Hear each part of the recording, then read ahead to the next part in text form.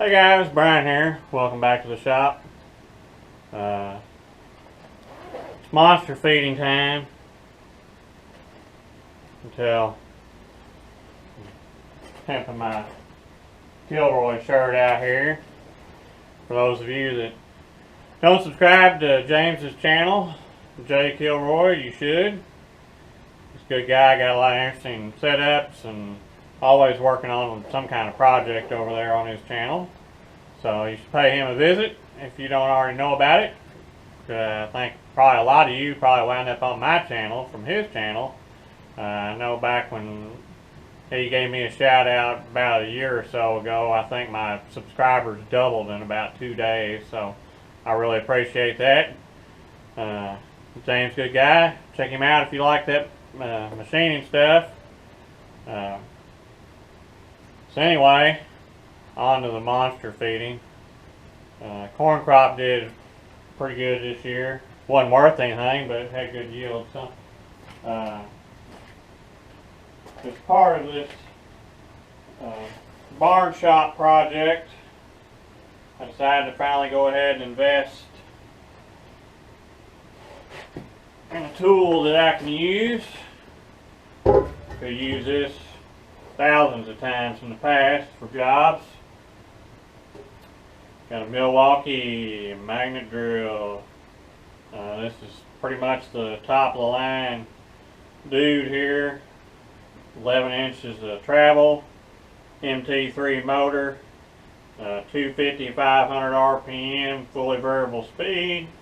The base is adjustable even once it's energized for fine tuning. Well, I will say that the little pointer that comes in these cutters, these annular cutters, they're not true at all. They're all over the place. It's like 20, 30 thousandths movement in them. So if you're trying to do precision work, you're not going to be able to lay out off of those because they're not going to be accurate at all. So you can't use that. You know, we may look into trying to make something a little more accurate at some point in time, but for what we're doing right now, these are all clearance bolt holes. These are the pieces that bolt to the crane columns that the crane rail itself will sit on for the bridge crane. So I've been working on these at the same time that I've got the saw going over there. It's cutting up some more pieces for the building as well.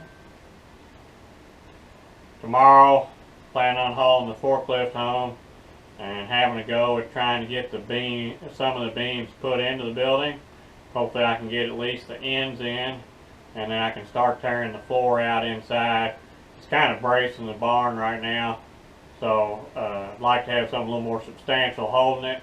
Once I get these steel pieces in there, I'll feel a lot better about that the barn's not going anywhere, because they're a lot stronger than those old wooden posts, and they're going to be bolted to the concrete, whereas currently the barn's not attached to anything. It's just sitting down there basically. So that's the plan. We'll see how it gets executed. It's dark every day when I get home now, so I can't shoot any footage outside of any of the crane steel I've got done. I'll try to get some pictures taken or shoot a little video before I start putting it up. That's my plan. Can't guarantee that'll happen. This is a time constrained deal, so a lot of times I've got to work and can't shoot video. If somebody wants to be my camera person, welcome to take volunteers, so they can come shoot footage and I'll do the work, and that'd be fine by me. Or better yet, you can come do the work and I'll shoot the video, but I doubt that's going to happen. Anyway, so far I'm liking this magnet drill. I had borrowed a Jancy slugger that I used some, and it was really bad about not staying put. It wanted to walk all over the place. The magnet wasn't nearly as strong as what it is on this Milwaukee. Of course, this Milwaukee drill itself is a whole lot heavier. This thing's, I don't know, 80 pounds or something like that. It's all cast iron. It's a decent chunk. Fortunately, doing all that concrete mixing has made them a lot lighter. They don't bother me as much anymore. But anyway, I guess that's why this t-shirt feels small. Maybe I don't know. Might be bulking up doing all this work. But nevertheless, I need to get back to it. So I'm gonna get another set in here and lay out the holes and start drilling. So these will be ready to bolt onto the columns. If the forklift will handle it weight-wise, I'll probably go ahead and bolt these to them when I stand them up, just so I don't have to fool with getting them up in the air and bolting them on later on. The more stuff you got to put together on the ground, usually the easier it is. Working in the air, I'm not the biggest fan of that. I'm not a high steel guy. But tomorrow we're going to be 20 feet up, working on the top of those posts up in the barn. So, and that's 20 feet from the concrete. On that far end of the building, it's the concrete's like 5 feet out of the ground, so it's 25 feet or so back there. So, you know, a lot of time it'll be 30 feet in the air working. But that's what we gotta do. We're gonna have us a new shop, someplace to get more stuff in and to do work a whole lot easier. I'm really looking forward to having the crane. I'm looking forward to getting the Giddings and Lewis going and being able to use that boring mill. I know I've got another transmission job to do this winter probably, so I'd like to be able to use it on that.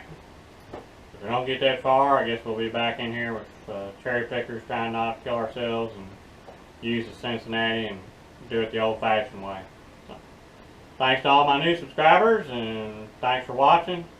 Hope you've enjoyed this update. I'll get you up here, give you a little closer look on the drill. I did get an MT3 drill. That way I can use a bunch of my Morse taper bits. So, got the aluminum motor. It's not real heavy. Got all the gibs adjusted.